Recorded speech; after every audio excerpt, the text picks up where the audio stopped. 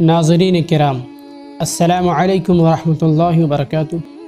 امید ہے آپ سب لوگ خیریت سے ہوں گے۔ آج کی اس ویڈیو میں پیش ہے ہر جاندار پر رحم کرو۔ اسلام کتنا اچھا مذہب ہے۔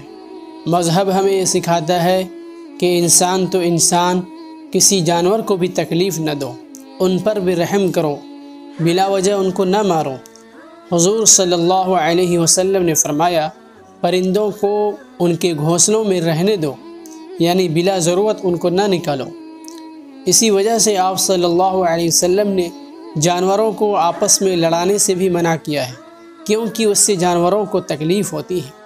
ایک مرتبہ آپ سفر میں تھے، کسی جگہ ایک سوراخ میں بہت ساری چیونٹیاں نکل آئیں۔ ایک صاحب نے اس میں آگ لگا دی۔ حضور صلی اللہ علیہ وسلم کو جب اس کی خبر ہوئی تو آپ صلی اللہ علیہ وسلم نے اس پر اپنی ناراضگی کا اظہار فرمایا اور فرمایا کہ اللہ کے علاوہ کسی کے لیے جائز نہیں ہے کہ وہ کسی جاندار کو آگ سے جلائے۔ ایک مرتبہ آپ صلی اللہ علیہ وسلم نے فرمایا، اگر کسی نے چڑیا یا اس جیسے کسی چھوٹے جانور کو اس کے حق کے بغیر ذبح کیا تو اللہ قیامت کے دن اس کا حساب لے گا۔